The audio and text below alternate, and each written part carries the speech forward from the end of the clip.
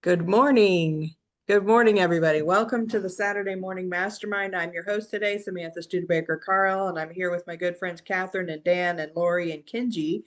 And today we are continuing our discussion of Sacred Contracts by Carolyn Myss. We are in chapter 5, which is titled Identifying Your Archetypal Patterns. And we are in the section that is titled Interview with an Archetype. So we're going to be starting to talk about all these different archetypes and how we can kind of identify them for ourselves and be able to get an idea of some of the drivers in our lives and how we can kind of work with that to grow and just learn more about ourselves. So here I'll let Jane in real quick. And but anyway, everybody kind of jump out, introduce yourselves, and then Catherine, you can take it with the reading. We'll just read that one little section before we actually start jumping into the individual archetypes. Jump out, guys. Morning, Jane. We're just getting to introduce ourselves here. Lori Emmons in Denver. And Sisik in Las Vegas. Jane Bench in Sykesville, Maryland.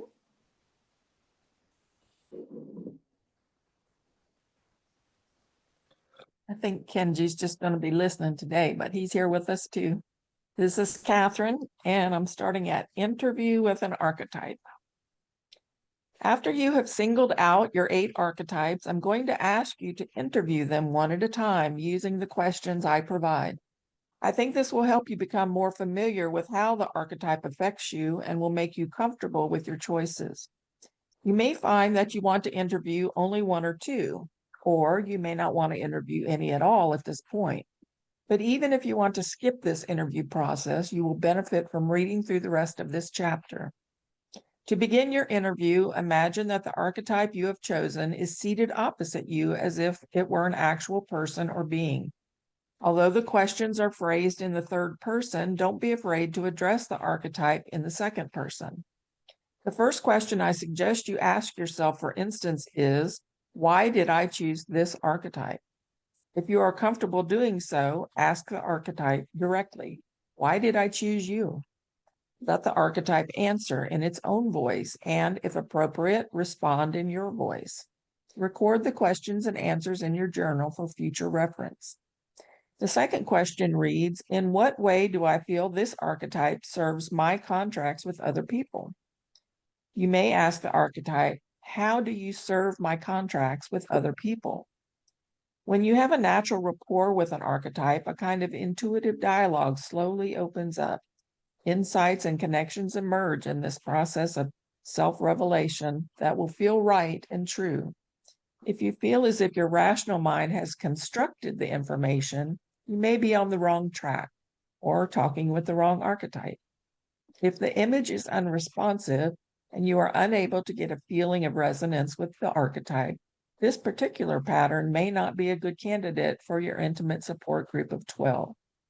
Your aim is to find a feeling or gut instinct that confirms that you have an energy link to this pattern, a connection to your chakras rather than your brain. The process of establishing a genuine bond with an archetype can also be enhanced by reading into the myths, religious traditions, fairy tales, legends, and other classical literature or movies in which they appear. The appendix suggests many of these. People frequently discover in these archetypal adventures the identical challenge or wonderment that they are experiencing in their own lives, thinly veiled by metaphorical or fantastical trappings. Men who are having difficulty leaving home and getting on their adulthood, admitting that some part of them does not want to grow up and assume personal responsibility, for example, often recognize that they are contemporary versions of Peter Pan or the flying boy that John Lee wrote about. These literary figures represent the eternal boy, the pure eternus aspect of the child. Among the most popular archetypes for women is the queen, a choice that has intriguing overtones. A woman tends to choose the queen because she wants to see herself as the one giving orders in her environment, whether workplace or home. She needs to be in charge without question. Two modern examples of queens who fit this profile are Leona Helmsley and Evita Peron. The extent of her rulership generally includes her mate, and women often express this characteristic of domination over their partners in a snide or sarcastic tone of voice. Oh yeah, one might say, he definitely knows I'm a queen. Rarely do women project or describe themselves as benevolent, happy, or playful queens, which in itself is a fascinating social statement. When they comment about their queen qualities, their demeanor often becomes aggressive, as defending against the possibility of male domination. Their queens are usually domineering archetypes who demand full control of those in their court, especially the men. The vast majority of classic fairy tales, which incidentally are rarely about fairies, have been written by men, and in these stories, queens are portrayed negatively. Take, for example, the queen in Snow White, who orders a man to murder a beautiful maiden on her behalf. One might deduce from this that queens are threats to male power, and that the male authors of most of these tales present them in a negative light out of fear. Yet almost all of the, quote, queens in my workshop audiences, while admitting that they had not realized it, acknowledge on reflection that their attraction to the queen is based on their desire to control those in their working environment, especially the men. When they describe their queens, they use words such as direct, forceful, and commanding, but rarely, if ever, kind and benevolent, like the queen who ruled the land of the giants in Gulliver's Travels. The queen archetype has also come into prominence within the gay community, and her energy is expressing itself just as authentically within that culture. If you feel that you are a queen, ask yourself what characteristics you associate with that archetype and which of them you have yourself. Reflect on whether you have a lifelong pattern of coping with anger, particularly towards your mate or male authority figures in general, by trying to dominate them. If you associate control and domination with this archetype only because of a fear of being conquered, ask yourself why. As with each archetype, give serious thought to how and why it has a direct bearing on what you consider to be your contracts with others, in which your queen is the dominant archetypal force. All right, so I'm going to stop there, and then Samantha's going to go over some of the archetypes. Yes, for sure, for sure. Okay, so the first thing though I wanted to kind of talk about is this aspect of the queen.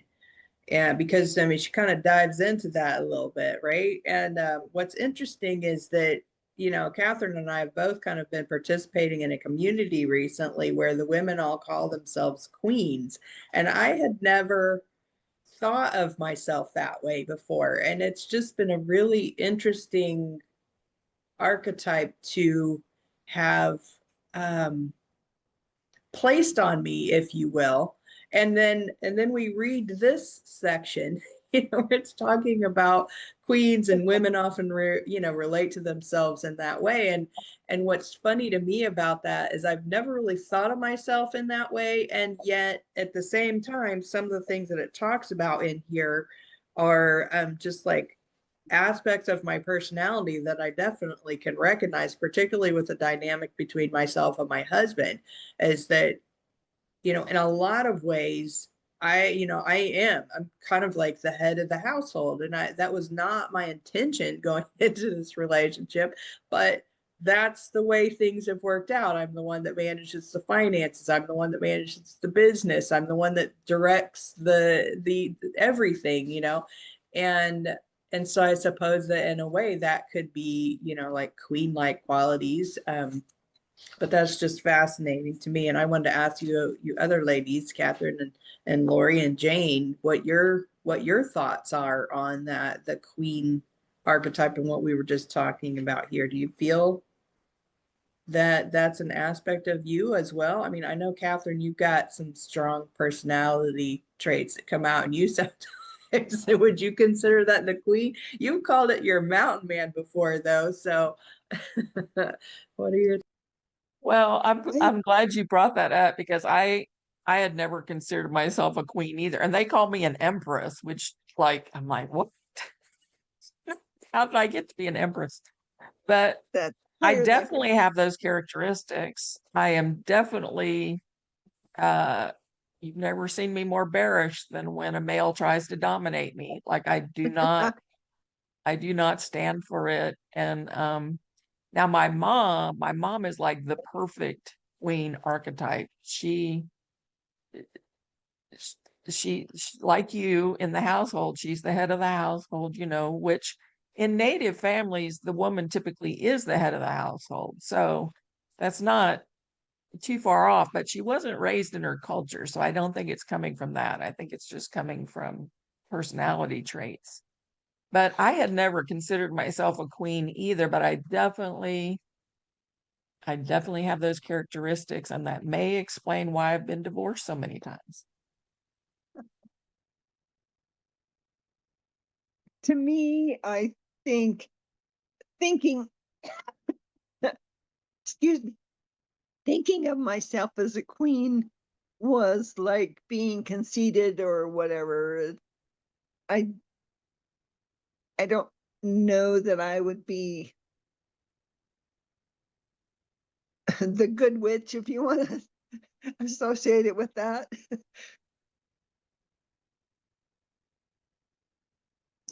It's just self appreciation and self confidence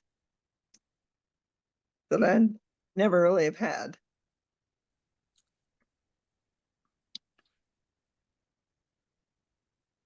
Well, That's all I got right now. well, my perspective is that, I don't know, can you hear me? Yes. Okay, good. Usually it lights up green around the person who's speaking, and mine's not lighting up green, so that's why I asked. So I see myself having some of those qualities just because I think to survive in the corporate world and to have boundaries for people who maybe overstep, and just my family was just let's just say not easy, and they were very controlling and manipulative at times. So I had to develop out of survival some of those aspects, I guess, of a queen, you know? So which were self-preservation and for self-care. So yeah, I can relate. And maybe that's why I didn't get married at all, is because, the one guy who I almost married was, it turns out, I knew he had this tendency, but it became even more so like when we got engaged after living together for 3 years. He became very controlling, and definitely my queen aspects really reared their head out of self-protection. Like, no, I've had to build up who I am to protect myself. And nobody's taken that away from me. Nobody's taking my independence and trying to control me. So that's why I left him. So yeah, most definitely. I think, it's a way of finding peace in who you are and liking who you are, and being able to feel that you can become more of the good things that you are when you don't have other people, when you don't allow other people to kind of take control of who you are, right? And push your buttons, and trust was a big issue in various relationships, and those people are gone. you know you sort of, at least I did, I got to the point where I realized, and it's almost like automatically when I sort of discussed my relationship with these people, that they sort of realized and they kind of backed away naturally. Or I just said, I don't think that we can be as good of friends or as you can be as close in my life. And it was just like, I could focus on and attract the people who would be more important, who would be more respectful and loving in my life. There was that space. I made room for the kind of people I really wanted in my life once I kind of pushed out those that maybe weren't so good for me. And I saw that all as kind of a spiritual lesson too. I really did. Is that once you love yourself, you know, um, you will be and attract what you really need. So I think I'm good. If I can throw out a male side perspective of what I'm hearing from all of you guys and from what I've seen, I think also, I hate to say this, society in some ways has not helped women and has not appreciated and learned the strengths that women can bring into a lot of relationships, whether it be the family or the corporate or whatever. I mean, you guys have strengths, you have abilities that can coincide and coexist and work alongside, but yet throughout history, I hate to say it this way, it seems like there's, in a roundabout way, and always been the battle of the sexes. I hate to say it that way, in a sense. But even if you go back to, um, ancient history and stuff, you know,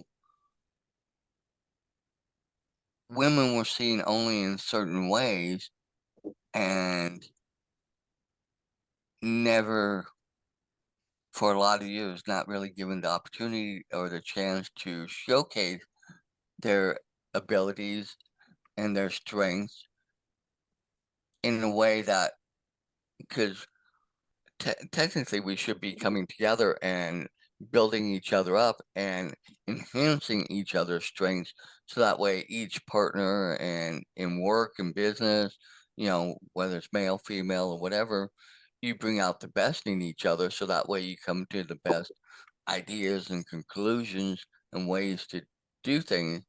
But sometimes, I'm going to say it this way, maybe self-preservation and not wanting to get lost in that. And we feel like,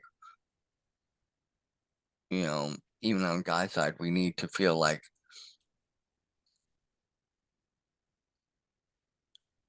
take me seriously, or and that idea. And I think,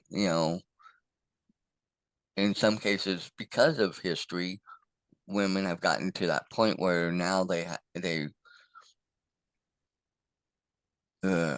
term coming in my head I don't like, but the only way I can get the idea across is kind of to bulldoze to get people to listen and see them for who they are. If you can kind of get the gist of what I'm trying to say there. I'm not trying to say it in a mean or rude way. And I think it has caused women to have to assert rather than it being more of coexistence, even with other women. I've seen women that, tend to interact with each other, and they'll play off of each other and do that same type of stuff too. So I think a lot of women have this characteristic. Well, it wasn't too long where women couldn't even have credit, when women couldn't buy a house. Yeah, so women have had to assert who they were, and it wasn't that long ago with the suffragettes trying to get the vote. So, I mean, think of all of that. We've had a history where we were once considered chattel. the property of your husband or your father.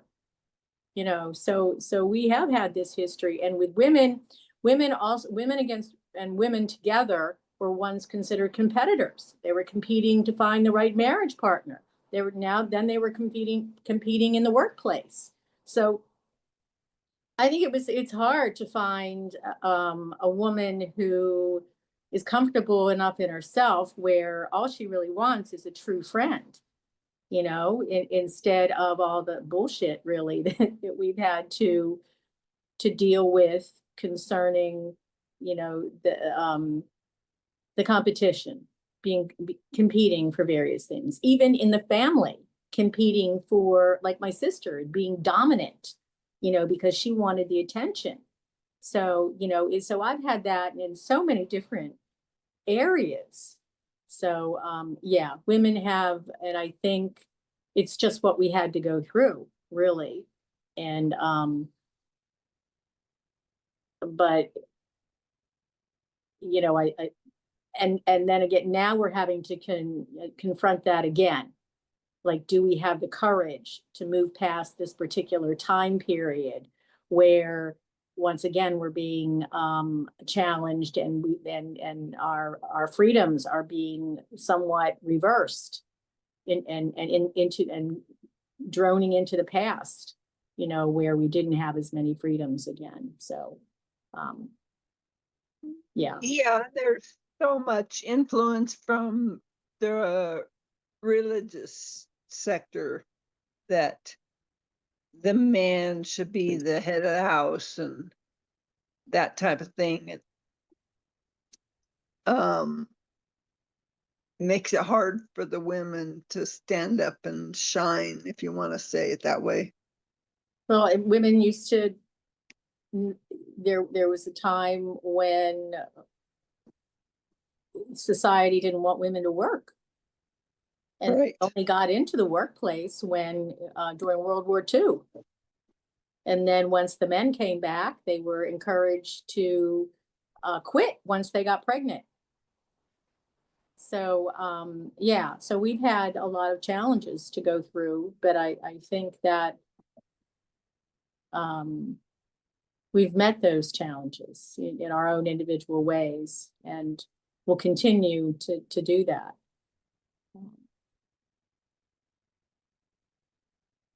And even in just, you know, how many, let's look at women trying to gain the presidency. Oh, you know, challenge. And again, with the people who are in the administration now, they definitely want to take women backward. And, you know, we're fighting for that. We're fighting for a lot of things with this administration. And that's definitely one of them, their viewpoint of who women are, and taking away our reproductive rights. Oh, man. I mean, that was a punch to the gut. What do you mean I don't have sovereign over my own body and health and decision-making for my future and my family? Yeah, it's all been quite difficult. And what I'm curious about when we're talking archetypes, because with these archetypes being things that can come up for anyone, I'm curious how the queen might show up in the male persona, and you know, and not just in the gay community, because I know it did just mention that. Of course, we've seen that a lot in that community of them calling themselves queens and bringing that femininity forward in that way. But I'm curious as to how it might, what do you guys think in terms of, you know, how does the queen archetype show up in the male personality? Is male a personality now? No, Well, I mean, well, you know what I mean? Like, Yeah. how would it show up in the man? Right. You know what I Don't mean? want to offend any manhood. Not trying to offend any men. You know what I'm saying? You know, you yeah, understand what I'm saying? You're just yes. like, because we're talking about archetypes here. No, So, I fully understood what you were saying, and in yes, what way would men be connected with this queen type archetype? Because it could go either way. All the different archetypes can be male or female, right? So, Or both. or both. Yeah. I will say this. I think because there are some men out there that are not as strong, and part of it's because of the surroundings and what they lived through. I think from when they were younger, and it kind of overtook them because they never really were allowed the chance to show themselves or be themselves. You know, like, you know, I've heard of, families where the woman basically was, for lack of a better way of saying it, was the man in the family. They were married, it was husband and wife, but the male took a more backseat role, and so therefore maybe their children, and if they had any boys, maybe the boys saw those aspects more and didn't have enough of the. So I think in that sense, you know, um, that can pull out and bring out that. And sometimes I know for me, from my own childhood and stuff, um, I'm very I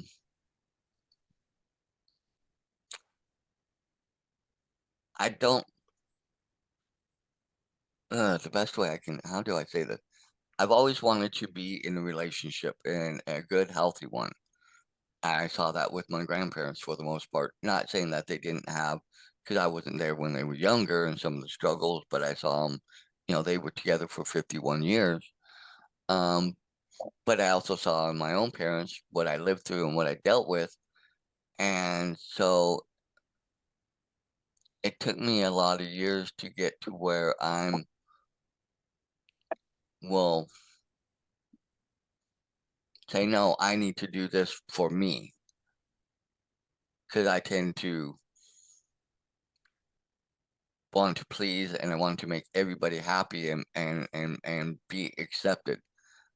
So I tend to drift in and out of different aspects of who I am, but I've also have learned what I don't want, and I can be very pushed back, and I can kind of go with that attitude of, no, I'm not gonna go there because I know where that's gonna lead, or I think I know where it's gonna lead, and I will get very um Defensive?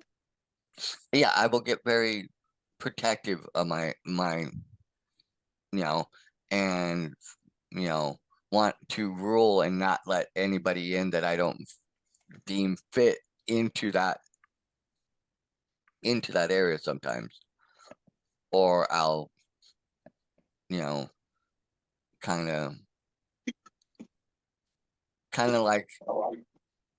like how kings and queens would, you had to be allowed to be entered into the presence of the king or queen. If they say don't let anybody in, you know, the guards at the door didn't let. Well, I have my guards at the door sometimes, and I won't let, so I will use that aspect when I feel I need to, if it's more for my self-preservation. So I think that's maybe my queen aspect in a sense, if you can kind of understand what I'm saying. Is there a king archetype?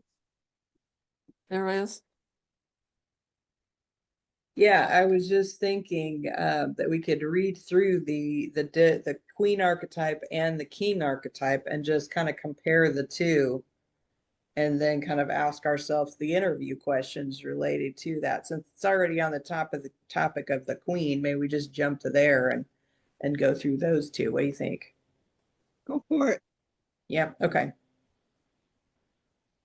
All right, so the queen one says, Besides having a rulership position in court, the queen represents power and authority in all women. Symbolically, her court can be anything from a corporation to her home. The image of the dark or evil queen has been largely represented by male authors of fairy tales and folklore as a wicked force. She may also be depicted as prone to hysteria and dark powers, influences, or plots, as in the story of Snow White. Gulliver's Travels represents a benevolent queen who rules the land of giants, but that is a rare exception. The queen archetype is also associated with arrogance and a defensive posture that is symbolic of a need to protect one's personal and emotional power. Queens are rarely portrayed as having a trustworthy support system. Instead, they are lonely figures surrounded by a court filled with potential traitors, rivals, and backstabbers. Women who have identified themselves as queen in my workshops tend to have these qualities in common, suggesting that were it not for their aggressive personality characteristics, they would be vulnerable to others' control. Challenges related to control, personal authority, and leadership play a primary role in forming the lessons of personal development that are inherent to this archetype. The benevolent queen uses her authority to protect those in her court and sees her own empowerment enhanced by her relationships and experience. The shadow queen can slip into aggressive and destructive behavior patterns, particularly when she perceives that her authority or capacity to maintain control over the court is being challenged. The ice queen rules with a cold indifference to the genuine needs of others, whether material or emotional. The queen bee is a mixed image. She has the astonishing ability to power the entire hive without leaving her chamber, yet at the cost of enslaving the rest of her community. Films. So it's referencing different films that depict this archetype. So films. Joan Crawford in Queen Bee. Marlene Dietrich as Catherine the Great in The Scarlet Empress. Geraldine Chaplin in The Three Musketeers. Greta Garbo in Queen Christina, Judi Dench in Shakespeare in Love, and Kate Blanchett in Elizabeth. And then it lists a drama, which is the one that it suggests is Antony and Cleopatra by Shakespeare, and then religion and myth characters. Mary, Mother of Jesus, later elevated in Catholic tradition to Queen of Heaven. Mab, Queen of Fairies, and often a trickster who steals babies, possibly derived from the Welsh Mab or Gaelic Mab. Anatu, the Mesopotamian Queen of the Sky. Antiope in Greek myth, the Queen of Amazons. Marisha 10, the Japanese Queen of Heaven. Guinevere, Queen's King Arthur. And then in the fairy tale, what am I saying? Guinevere, King Arthur's Queen's King, or what am I saying? Okay, fairy tales, Snow White and the Seven Dwarfs as the Shadow Queen. All right, so that's the queen archetype. So if we switch over and we read the king one, let's see how that is differentiating. So the king says emperor, ruler, leader, or chief.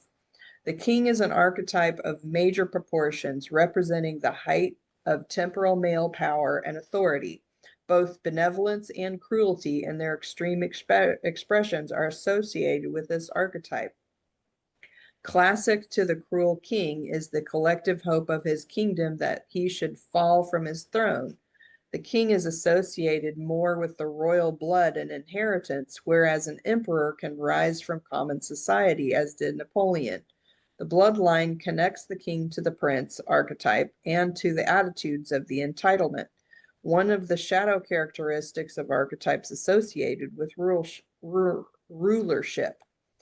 A resistance to criticism, questioning, and challenges and decisions about controlling his kingdom is also part of the king's shadow. Throughout history, the pendulum has swung from good kings to evil, from good kings to evil, from benevolent, even saintly rulers to greedy, gluttonous criminals. Okay. King Louis the Fourth Nope, that's the ninth. Sorry, it's IX. Is that 9? Yes. I Okay. think so. All right. King Louis IX of France, St. Louis, combined the qualities of a just ruler, fearless warrior, and holy man. The 13th century sovereign lived for the welfare of his subjects and the glory of God. Charlemagne, King David, and Akhenaten of Egypt were among the earth's most enlightened, if occasionally all too human rulers. And then there was Mad King George III of England, who led the colonies to rebel. King Louis the 16th of France, who was synonymous with the decadence and excess, and Emperor Hirohito of Japan, who led his country into a devastating war. Okay. This archetype maintains the same characteristics on an individual level, whether one's kingdom is a corporation, a community, or a family. The need to rule and exert control over a kingdom is key to this archetype. Okay, so here's some films it references.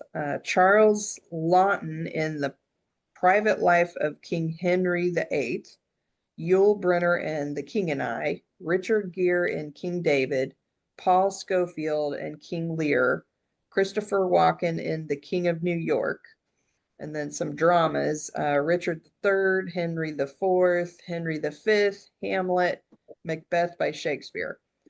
Some fiction ones, King of the Gypsies by Peter Maas, The Godfather by Mario Puzo, The One and Future King by T.H. White, and then in Religion and Myth, Piram, King of Troy, Diabutsu Diabosatu, Japanese meditating Buddha as world ruler, Silla or Silap Inu, divine ruler of the Eskimo, seen as the air you breathe and the energy that moves both the universe and each of us individually. Amun, supreme Egyptian creator god, originally ruler of the air and force behind the wind and breezes. Chief Seattle, the Native American leader. Haile Selassie, Europe, Haile Selassie, Emperor of Ethiopia, later defined as the Rastafarian religion. Interesting. So what do you guys think about the differences?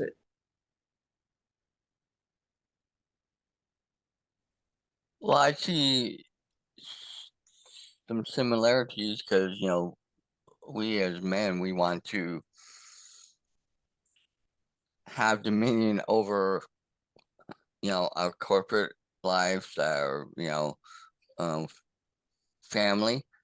But I think it's weird for men, it's not so much that we want to be in charge of the household, but we want to be the ones that set the tone and the direction for the family. And I think most people will look at it this way as where we kind of allow women to be the head of the house because they're the ones home running the house, so they know, and which is not the right term, but I think that's how it's best portrayed. I personally still think, it should be a two-way street on both sides and both working together. But I think out there in the world, it's almost, I think both sides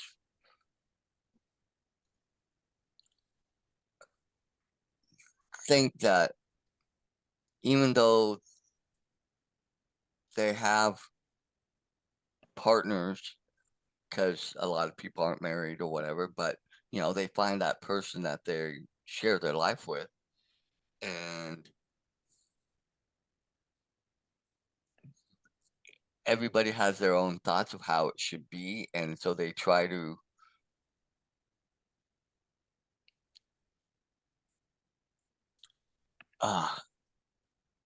I don't want to say prove, but they are very strong in what they think and how it should be, rather than, so therefore, a lot of times there's friction and fighting, rather than, because both sides want to be right and they want to rule and they want to have that control, rather than give up or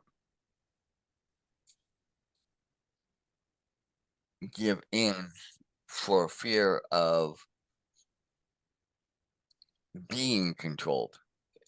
That took me some thought to get that all through my head, but that's, the summation I get. And so I think, there's a lot of this going on, but not enough of the benevolent side coming out on either side to where they can find that common ground. And so I It's think the that's eternal battle of the sexes, male and feminine energy. Yeah, for that's sure. why I said that earlier, the battle of the sexes. But I hate using that term because we really should be able to complement and bring out the best in each other to rule our worlds together. Yeah, for Exactly. sure. Well, and the thing with relationships is that when you first get in a relationship, you have your expectations. You expect it's going to be one way or another, right? And you both go into it with fears from maybe past relationships. You both go into it with remembering examples of your own parents and how they were, and then you have all these expectations from movies and books and fairy tales and all this other mumbo jumbo that we're fed throughout our whole entire young lives. And then we also have all of our cultural programming on what we think a relationship is supposed to be. And the biggest thing that I see, in my personal opinion, of people that get into relationships and that struggle with them is they don't clearly communicate their expectations to begin with.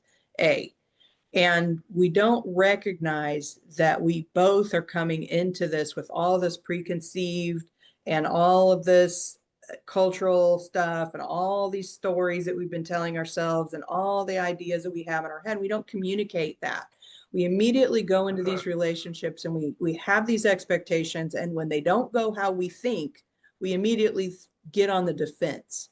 And we think the other person is trying to control us, trying to change us, trying to make us do whatever, expect things from us that we didn't want, all these different things. And but the thing is that in order to get to that, like what you're talking about, Dan, of that kind of working together and being partners with each other, is you have to go through all that stuff at the beginning. Unless you happen to be enlightened enough and your partner happens to be enlightened enough at the beginning to say, hey, let's hash through all these things in our previous lives and our previous cultural programming, in our idea, all these ideas that we have in our head of what we think a relationship is supposed to be, and see if we land on the same page. Because odds are good, if you did that at the beginning, you would recognize some stuff that you don't agree on, or B, you had ideas that are unrealistic, and let's see if we can find a compromising place in order to work forward if we really want to be in this relationship. But none of us are smart enough to do that when we're in our 20s and 30s, and if we have never done any kind of personal development or ever examined all of the mumbo jumbo that we all carry with us, you don't think to do that at the beginning of a relationship. So the only way to get to this part where you're both working together is to go through the shit together. I mean, literally. And and for those of you who know me, I mean, my husband and I have been together since I was 20 and I'm 50 something now. And so we've been together for a long time, you know, and more than half of my life. And we went through a lot of shit before we got to a point. I mean, I would say it was 17 years of back and forth and overcoming this and being defensive on that and not taking this personally, or, it was just so many different things before we could get to the point where we both realized, okay, we both really do love each other. And a lot of this crap that we have going on with each other is stuff we've brought forward from the past or that we struggled through in the beginning.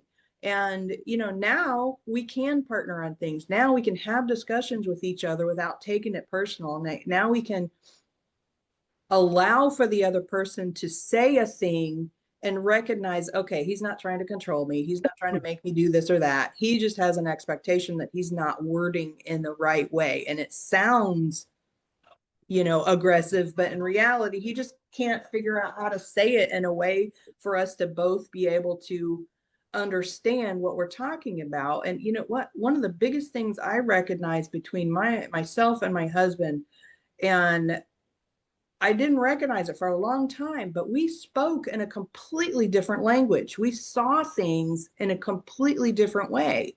And once I realized that, I'm like, light bulb, hello, okay.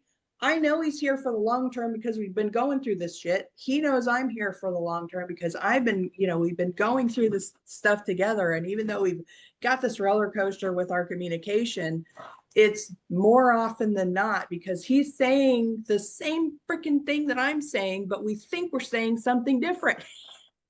So, I mean, relationships are they're hard. I mean, it's the hardest thing that we will do in our entire lifetime, in my personal opinion, because that person is going to reflect all the crap that you are upset with yourself about, that you're disappointed in yourself about, that you think that you're not good enough, you think that you are trying to accomplish things. They're going to reflect all those things, that your whole entire to-do list that you never do, or all the ideas you think you want to do, you talk to them about it, and then they're like, well, you're not doing any of that. And you're like, I know, quit telling me I'm not doing it. I know I don't need you to tell me what I already know, but that's what we do to each other, right? We call ourselves out. And when we can recognize that we're calling ourselves out without actually, I'm calling you out. I'm not saying that, but I'm seeing it, because whatever it is you're doing that's annoying the crap out of me, it's something that I'm upset with myself about, or I have some internal something about myself.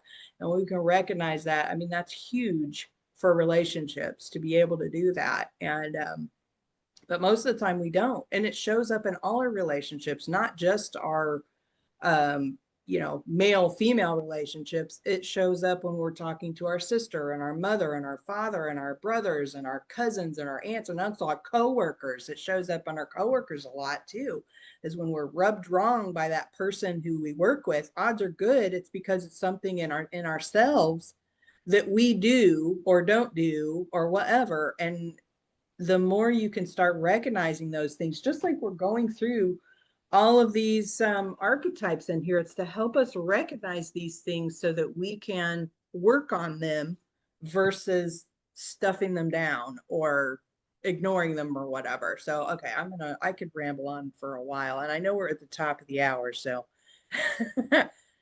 I'm gonna go on that one. But you make a good point that by going through a lot of the books we've gone through over the years, I'm believe we've all grown, those of us who have been here a while, and I hope that, some of the books that we've done here lately, have helped for some of the people that have come in. But, it also takes taking the information we've learned and learned about ourselves and put it to work when we are in those relationships with other people, and making those changes so that way we can better communicate or better respond or better, and not take things. And yet again, society still is way off base on a lot of that, and just has not caught up in a lot of ways, and it's hard because, like, for me, sometimes most of my friends I get along fine with, but one or two, no matter what, no matter how hard I try, they do things, and I try to get them to understand and say what I'm trying to say. But like you said, we don't speak the same, so they're getting confused and they get frustrated so it's to learn about some of these archetypes.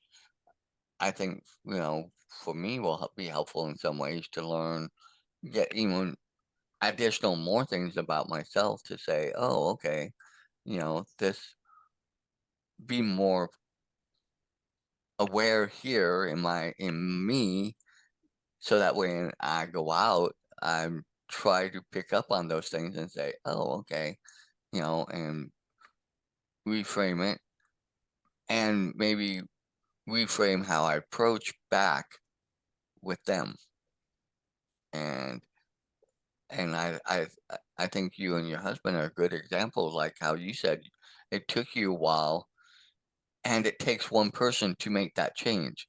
And a lot of times when one makes that change, the other starts to respond.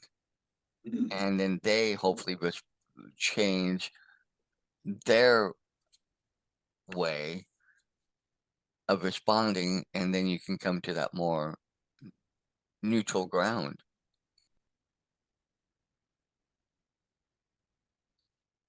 Yeah, I can relate to both of what you've said. You know, we go through it. The main thing is learning how to communicate totally, and giving each other space and time to figure out the best method of communication, and to try to really hear what the other person is saying, and to be gentle with each other. If you can do that, and again, and expressing how you love each other, and you're going to try to make this work and not be sensitive, or too sensitive, then yeah, that's the key: communication and love for each other. And I have feel that I have grown so much in the years since I've kind of dedicated myself to reading books and self-discovery and opportunities for all of that.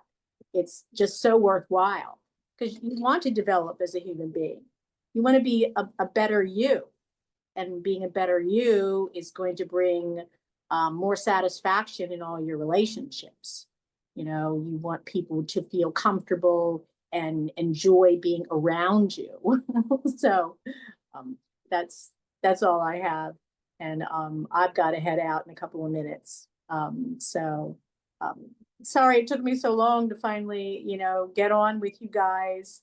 But I'm going to keep trying here and there, and I'm feeling much, much better. I'm back to my old self. I feel great, just really great. And continuing my journey, and hope to spend more time on Saturday mornings with you guys. Okay. Seems like a great book too. Awesome. Awesome. Well, good to see you again, Jane, and hope to see you again. And whenever you're available. Okay, whenever I'm available. Okay, Whenever you're sounds good. available, we love seeing you. So that's just Appreciate how we've it. always worked it is, sometimes we're available, sometimes we're not. And even if you have to take a break for a while, you're always welcome back. So we love you. Appreciate it, because it's always worthwhile listening to you. Yeah, a Mhm. lot of wisdom here, and a lot of love between people, and a lot of wisdom. And listening to you as well, Jane. Mhm. Thank you. Thank you. Okay, I'm going to head out, and you all take care until next time. Okay. Yep. Have a good Okay. week. You too. All right, guys, I'm going to wrap it up for today. Well, unless we have a final thought before we go. Anyone have a final thought? We can get into it again next week too. I'm sure we will. All right. All right. Awesome. Well, for everybody who's out there watching, I want to thank you for making it this far. And if you have, give us a like on this video, share it with anybody you think that would find any of this information useful. And then next week we will continue our discussions of these different archetypes and see what else comes up for us. And with that, everybody have an awesome, amazing week, and we'll see you next time on the Saturday Morning Mastermind. Bye for now.